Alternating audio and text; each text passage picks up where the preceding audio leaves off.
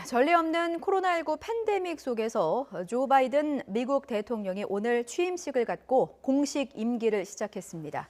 통역 사태 우려 속에 치러진 취임식에서 바이든 대통령은 일성으로 통합을 강조했습니다. 오늘 이루어진 취임식과 한미 관계 그리고 국제 정세의 변화를 좀 더 자세히 짚어보겠습니다. 국제부 조수영 기자, 홍현익 세종연구소 수석연구위원 나와 있습니다. 네, 두 분 어서 오십시오. 안녕하십니까. 예, 자, 먼저 오늘 조 바이든 대통령의 취임식부터 좀 짚어보도록 하겠습니다. 사실 뭐 코로나19 사태도 그렇고 의회 난입 사태도 그렇고 뭔가 전무후무한 상황에서 취임식이 이뤄졌는데 기존에는 없었던 좀 색다른 풍경이 펼쳐진 것 같습니다. 정리 좀 해주시죠. 네, 그렇습니다. 말씀하신 대로 코로나19와 폭력 사태 우려 이 두 가지가 굉장히 이번에 굉장히 큰 변수였는데요. 예. 이 때문에 예년과 극명한 대조를 이루었습니다. 취임식 현장에는 1000여 명의 VIP만 참석했습니다. 취임식이 의회의사당 서쪽 정면 연단에서 열리는데 지금 현장 화면을 보고 계신데요. 예. 예년에는 이 연단 아래 공간을 포함해서 티켓 한 20만 장이 배포가 되어 왔습니다. 그래서 수많은 인파가 그 밑에 몰려 있는 그런 상황을 볼 수가 있었는데 예. 올해는 1000여 명 정도만 VIP만 초대가 돼가지고 이제 대폭 규모가 축소됐다고 볼 수 있고요. 예. 또 하나의 변화는 이제 또 그동안에는 대통령 부부가 백악관으로 이동하면서 대규모 길거리 퍼레이드가 펼쳐졌죠. 예, 뭐 이게- 시민들이 환호성도 지르고. 네, 사실은 예. 이게 굉장히 상징적인 부분이고 또 취임식 행사 중에 되게 가장 큰 부분인데 이것도 이제 올해는 가장 행사로 대체가 됐습니다. 예. 하지만 예상 밖의 상황도 있었습니다. 백악관에 거의 도착해서는 바이든 대통령 부부가 차량에서 내려서 이 바리케이드 바깥쪽에 서 있는 소수의 인파에 인사를 건네는 모습을 볼 수가 있었습니다. 예. 지금 화면은 이제 취임식 사실 그 선서 당시 화면입니다만 이 손을 흔들면서 마지막까지 이 한두 블록 정도를 바이든 대통령 부부가 걷는 모습 예. 이거는 사실은 현지 언론들도 뭐 예상하지 못한 그런 부분이라고 하는데요. 주로는 이제 일반 시민들은 아니고 뭐 정부 관계자들 그리고 뭐 일부 취재진들. 취재진이었다고 합니다. 그래서 예. 워싱턴 DC 시장에게 가서 뭐 인사를 건네는 그런 장면도 볼 수가 있었고요. 바이든 대통령은 현지 시각 오후 3시 45분쯤에 백악관에 공식 입성을 했습니다. 예, 그렇군요. 사실 뭐 트럼프 지지자들의 의회 난입 사태 이후로 이 테러 위협 때문에 좀 긴장감이 고조된 상태였지 않습니까? 네. 그래도 우려했던 어떤 폭력 사태는 없었죠. 네, 그렇습니다. 다행히 뭐 없었고요. 예. 원래는 취임식 주간에 굉장히 성대한 축제 분위기가 펼쳐집니다. 예. 올해는 다만 철조망으로 워싱턴 DC 일대가 둘러싸이고 굉장히 삼엄한 경계가 펼쳐졌는데요.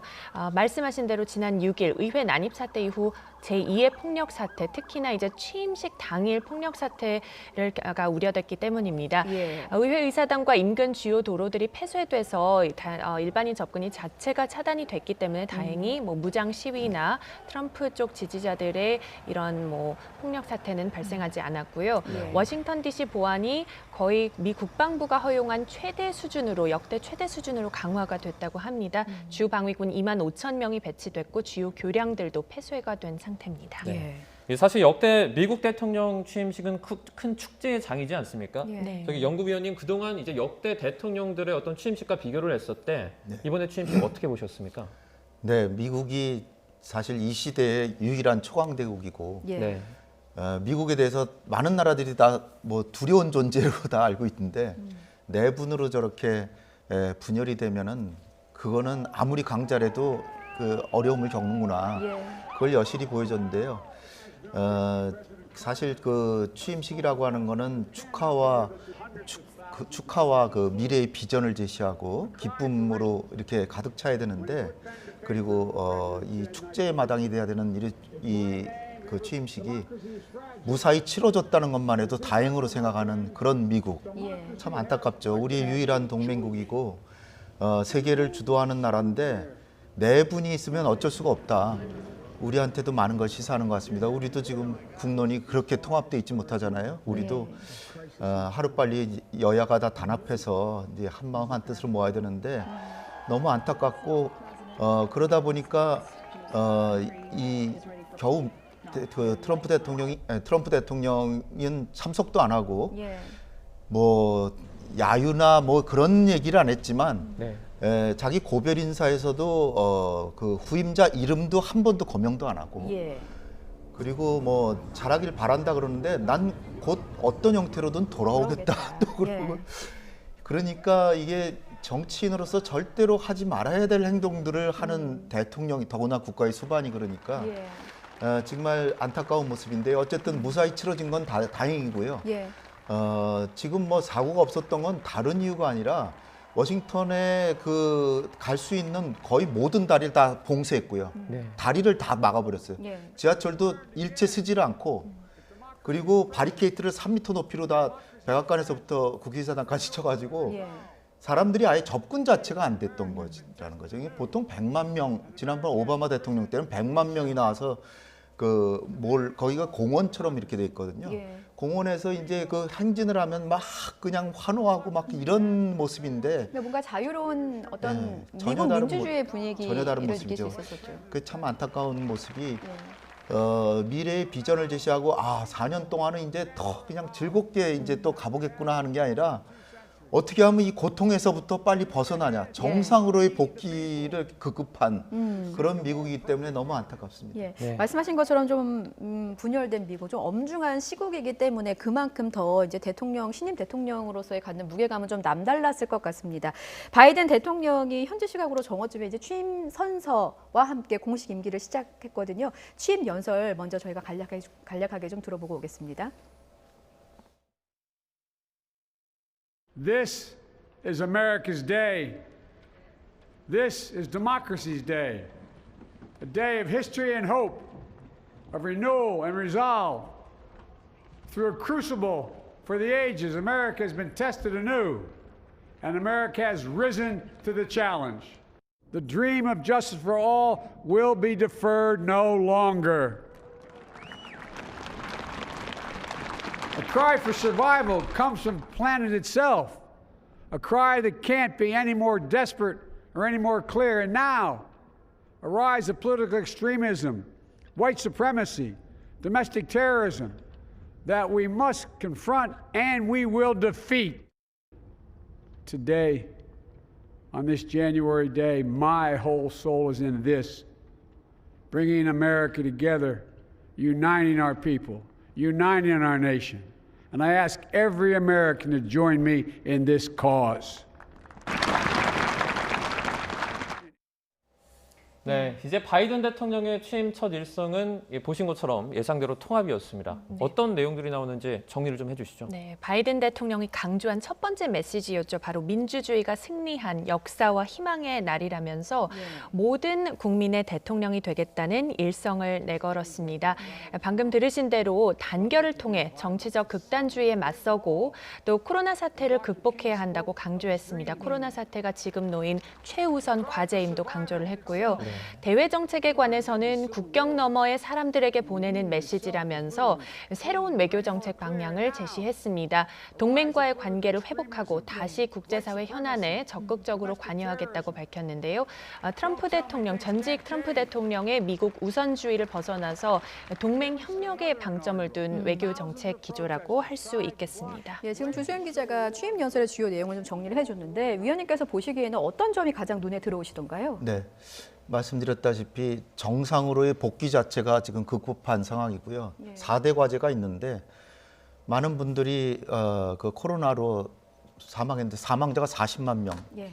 어마어마한 숫자죠. 2차 대전에 죽은 사람보다 더 많이 죽었다. 예, 그렇게 얘기를 하면서 일단 병에서부터 병과 싸우자. 코로나와 싸우자. 그리고 코로나로 인해서 경제가 또 안 좋아졌잖아요. 증시만 좋지. 미국 증시는 지금 역대 최고라는 거 아닙니까? 3대 지수 모두 최고치가 증시는 좋지만 경제는 안 좋을 수밖에. 일자리도 많이 없어졌고. 그다음에 사회가 산산이 분열이 돼서 인종 갈등. 특히 내면에는 백인 우월주의가 깔려 있는데 아까도 제가 라디오로 이제 한국 교민 대표분 인터뷰를 들었는데 그동안 4년 동안 백인 우월주의로 상당한 신변의 위협까지 느꼈다.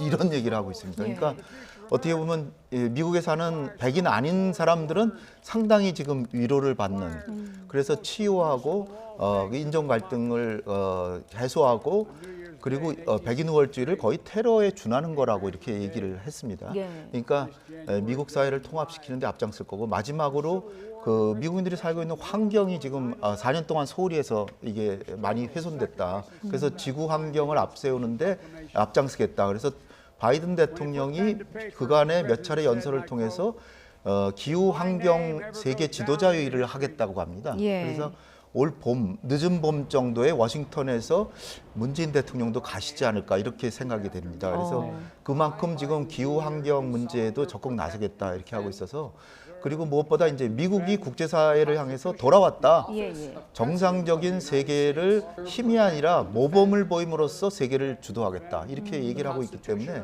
뭐 그 정상으로의 복귀뿐 아니라 국제 질서도 다시 정상화되지 않을까 이렇게 예. 생각합니다. 지금 말씀하신 대로 봄쯤에 이제 문재인 대통령의 방미가 예상된다고 하셨는데, 그렇다면 그 시기에 한미 정상회담도 기대해 볼 수 있겠습니까? 그러니까 우리 정부는 이제 대통령께서 엊그저께 신년 기자회견하면서 예. 조속히 한미 정상 간 소통의 길을 열겠다라고 하셔서 한미 정상회담을 따로 준비는 하고 있는데 예. 또 미국은 미국 일정이 있으니까 지금 국내 문제로 사실상 기후 협약에 복귀하는 거 빼놓고는 대부분 국내 문제에 신경을 써야 되니까 문재인 대통령하고 정상회담을 날짜를 잡기가 쉽지 않을 거예요.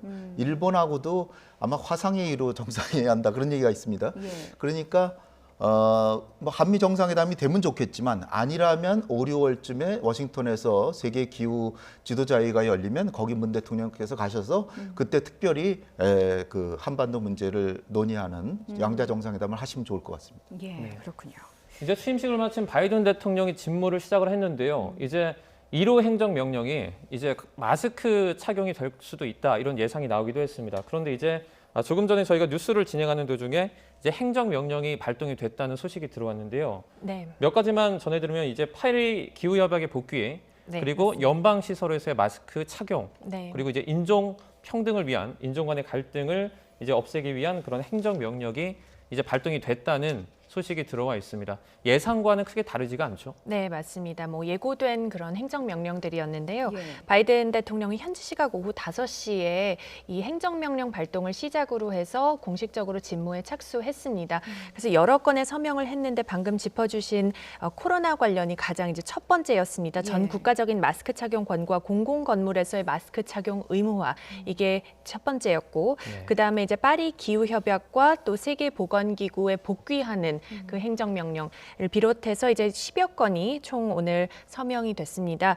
그리고 이제 오늘 젠사키 백악관 대변인의 첫 번째 브리핑도 마련됐습니다. 예. 현지 시각으로 저녁 7시에 예정돼 있습니다. 그러니까 우리 시간으로는 지금 이제 9시니까 지금 아마 열리고 있을 것으로 보여서 이 내용은 추후에 또 다시 정리를 해드리도록 하겠습니다. 네, 이제 사실 이제 코로나19 대책에 관심이 많았던 것도 있었습니다. 왜냐하면 지금 바이든 대통령의 취임식 당일이 미국에서 코로나19 환자가 확인된 날이기도 하거든요. 이제 그만큼 상징성이 있었던 것 같고, 트럼프 전임 대통령과의 대척점에 있는 정책 중에 하나가 이제 코로나19 대책일 것 같은데, 네. 자, 이쯤에서 이제 홍 위원님께서도 말씀하셨지만 전직 대통령인 트럼프 전 대통령의 행보도 좀 짚어보죠. 네. 말씀하신 대로 마지막 연설에서까지도 네. 바이든 대통령의 이름을 언급하지 않았거든요. 행보 좀 짚어주시죠. 네, 앞서 그 연구위원님께서도 말씀해 주셨는데 바이든 대통령의 취임식에는 당연히 참석을 하지 않았고요. 취임식에 앞서서 이 아침에 백악관을 떠났습니다. 트럼프 대통령은 인근 메릴랜드에 있는 앤드루스 공군기지 활주로에서 환송 행사를 가졌습니다. 예. 이 자리에서 한 말이 좀 주목되는데요. 어떤 방식으로든 돌아올 것이다. 곧 보게 될 것이다. 이렇게 말을 해서 정계 복귀 의지를 피력했습니다. 그리고 이 자리에서도 바이든 대통령에 대해서는 일제히 언급을 하지 않았고요. 예. 트럼프 대통령은 현지 시각으로 오전 9시가 조금 지나서 전용기로 플로리다로 갔습니다. 그리고 어제도 고별 연설을 했었는데 이 자리에서는 차기 행정부의 성공을 기원하면서 대신 바이든에 대해서는 언급을 하지 않았고요. 그리고 재임 기간에 자신의 코로나19 백신 개발과 뭐 우주군 창설 등을 치적으로 거론하면서 예. 미국이 다시 전 세계의 존경을 받게 됐다는 점을 강조했습니다. 그리고 자신의 지지자들을 향해서는 우리가 시작한 일은 시작에 불과하다는 말을 남겨서요. 어떤 방식으로 트럼프 대통령이 앞으로 뭐 언제 정계에 복귀하는 것을 추진하게 될지도 좀 지켜봐야 할 것 같습니다. 예.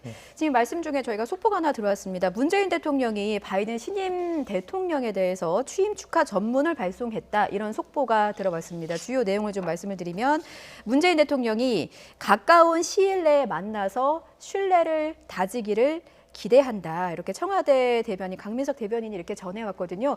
이 부분이 좀 의미가 있을 것 같습니다, 박사님. 이게 가까운 시일 내에 만나서 신뢰를 다지자. 어떻게 해석해야 됩니까?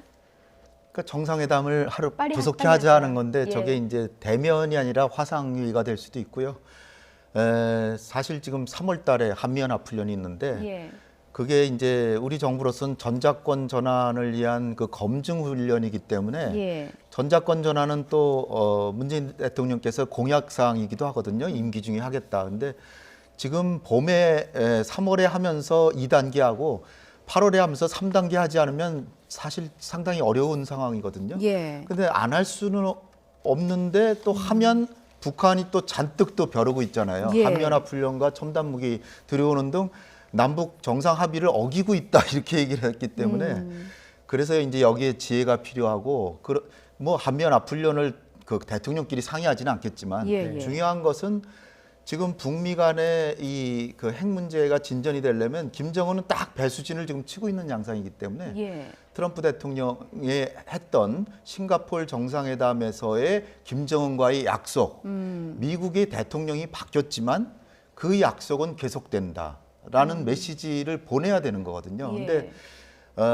뭐 일부 보수 언론을 보면은 미국의 많은 전문가들이 그거 뭐 바이든 대통령이 트럼프를 얼마나 싫어하는데 그걸 존중하겠냐? 근데 그렇지 않은 거거든요. 예. 국가 간의 행동으로서 국가 정상이 한 행동이기 때문에 미국이 신뢰를 할 수 있어야 북한이 핵을 내려놓는데 예.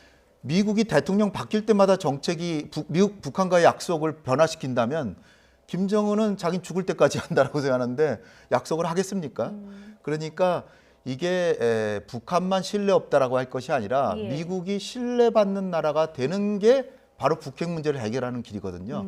그런 거를 우리 대통령께서 설득하기 위해서도 가능한 조속하게 대면 상봉이라도 한미 정상회담이 되기를 전 간곡히 바랍니다. 또 정의용 실장을 그 외교통상부 장관으로 지금 외교부 장관으로 임명하신 것도 이게 이제 한반도의 봄을 잃었던 김정은을 만나고 바로 백악관으로 달려가서 트럼프를 설득했는데 또 일설에는 또 이걸 또 이제 또 비판하기 위해서 트럼프 대통령을 만났지 뭐 바이든하고 관계가 좋은 건 아니지 않냐 또 예. 이러는데요. 그게 국가 간의 관계는 국가 대 국가, 정부 대 정부로 하는 것이기 때문에 한반도의 봄을 일단 성사시킨 성공한 경험이 있는 정의용 외교부 장관이 저는 아마 잘을 할 수 있는 기회가 열리지 않을까 저는 그렇게 생각합니다. 예, 네. 아직은 이제 외교부 장관 지명 후보자의 지명자죠, 신분, 아직. 예, 네. 후보자 신분이기 때문에 이제 그런 정책 노선을 말씀해 주셨고 말씀 나온 김에 이제 바이든 행정부의 대북 정책에 대한 질문도 좀 계속해서 드려보겠습니다. 네. 사실 연초에 북한이 제8차 당대회에서 대북 메시지에 대해서 뭐 강대강, 선대선 이런 정책을 좀 말하지 않았습니까? 근데 그와 이제 말씀하신 것처럼 북한이 배수진을 치고 미국의 입장을 기다리고 있는 상황인데 네. 바이든 대통령의 경우는 취임 연설에서 북한에 대한 메시지를 내놓지는 않았거든요. 이거는 네. 어떻게 해석을 해야 되겠습니까? 저는 뭐 역대 대통령 중에 북한을 취임 연설에 거론한 사람 거의 전 들어보지 못했거든요. 그러니까 안하리라고 생각했고요. 예.